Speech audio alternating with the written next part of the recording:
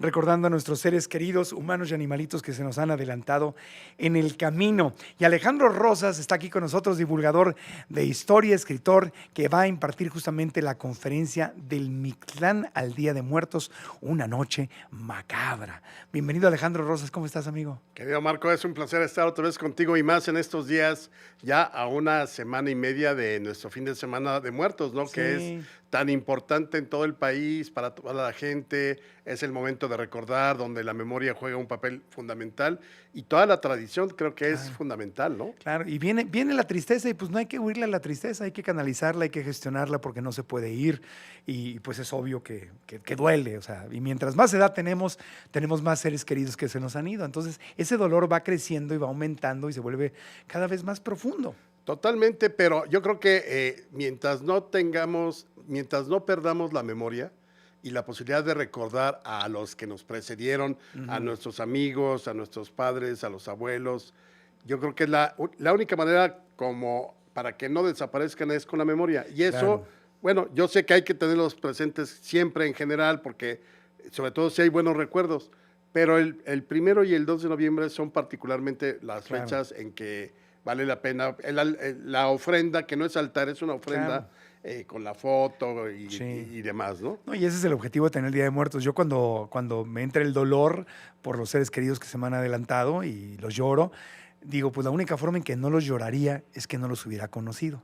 Entonces, el precio de haberlas conocido, haberlas tenido en mi vida, a mi madre, a mi abuela, a mis tíos, tías, amigos y amigas queridas que se han ido, perritos, perritas que se han ido, pues preferiría yo no haberlos conocido. Y pues la respuesta es no. Pago el precio con gusto y los lloro y también agradezco los recuerdos hermosos. Claro. Y esta tradición bellísima que es ahora patrimonio mundial, patrimonio cultural de la humanidad desde 2003, el Día de Muertos.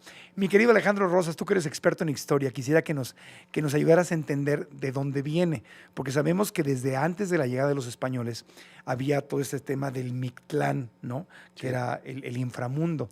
Pero el Día de Muertos ¿se celebraba de alguna forma antes de la llegada de los españoles o fue más bien producto del mestizaje, fue una mezcla entre cultura española y cultura prehispánica? ¿De dónde salió pues el Día de Muertos? Así, para empezar, propiamente nuestro festejo del 1 y 2 de noviembre es básicamente hispánico. Es algo que van a traer los españoles ya con la evangelización, una vez que cae Tenochtitlán, que empieza todo el proceso de colonización, de conquista y demás. Pero evidentemente la muerte está presente en todas las culturas. Y ahorita vamos a diseccionar un poquito lo que es estas dos fiestas, pero es un hecho que también había un culto a la muerte en la época prehispánica, si hablamos propiamente de los mexicas.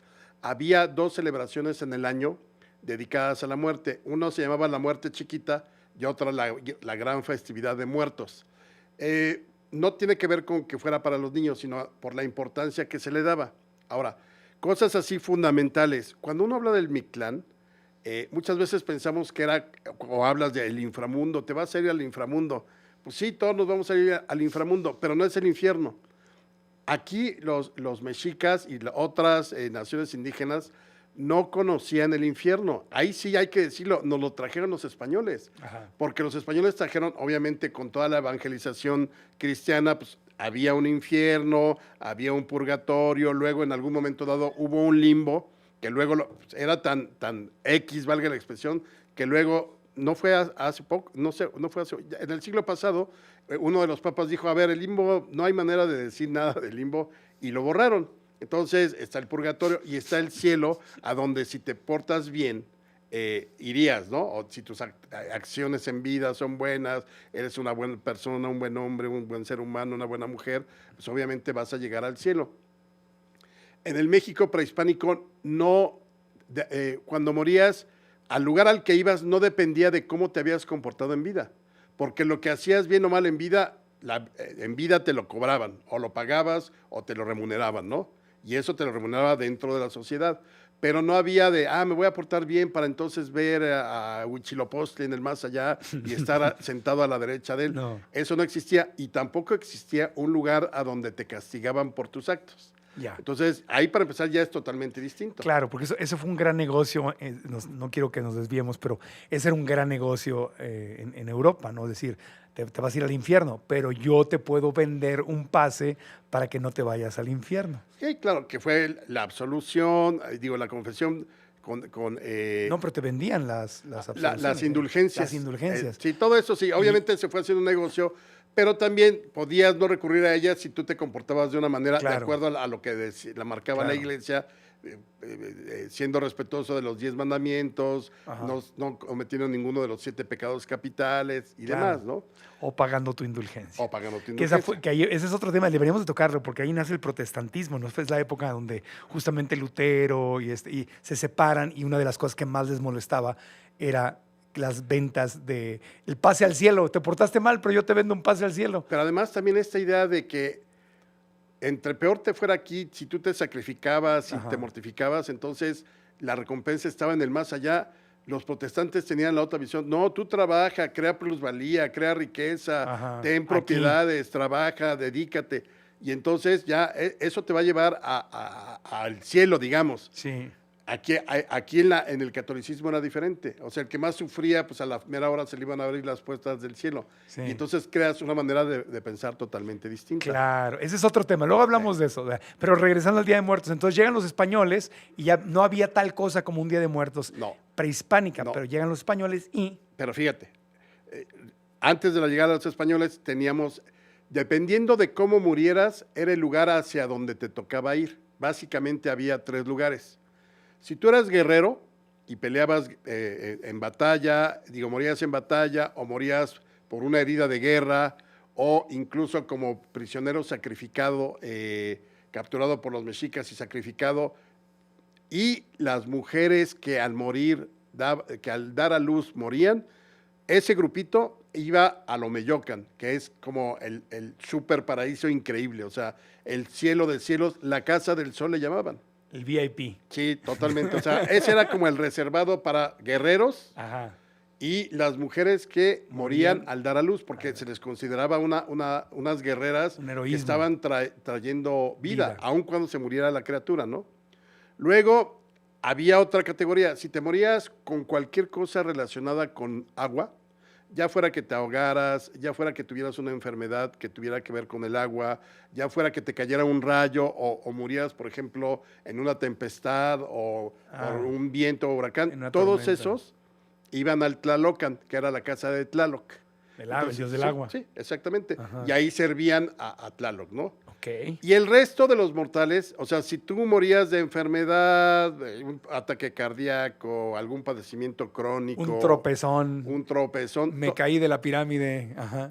todos ellos iban al Mictlán, Ah, el inframundo. el inframundo, que Ya. es el lugar ahí como el común para todos. O sea que hasta en la muerte había VIP. Hasta la muerte Hasta había en la VIP, muerte hay niveles. pero ok, fíjate, ok. no era por lo que habías hecho en vida, sino Sino- como por cómo morías. Claro, y en el catolicismo sí era como te habías Claro. portado en vida. Sí, claro, y por eso confesarte y todo ese tipo de cosas. Ajá. Ahora, el Mictlán, para tú llegar hasta el lugar donde estaba el señor Mictlantecuhtli, el señor de los muertos, tenías que atravesar 9 niveles. En el primer nivel tenías que, y era una serie de pruebas, o sea, Como que, Mario Bros, así. haz de ¿sabes cuenta. qué? Yo alguna vez pensé, deberían hacer un juego Ajá. de 9 niveles, etapas tipo Mario Bros, porque hay una parte donde dos montañas chocan entre sí, entonces tienes que pasar. Ajá. Hay otra donde salen como una especie de cuchillos filosos. Son 9 etapas así como Era como un juego de video, pero Totalmente. prehispánico. ok. Quizá la más importante es la primera, porque en la primera ahí tenía que ver mucho si la gente había tratado bien a los animales y sobre todo a los perros que había. Eso.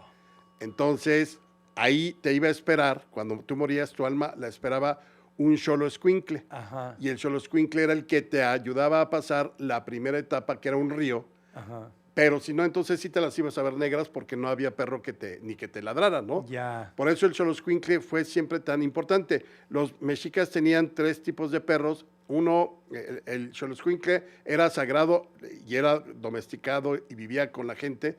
Y tenía 2 de perros de engorda y que eran para la dieta, o sea, los comían.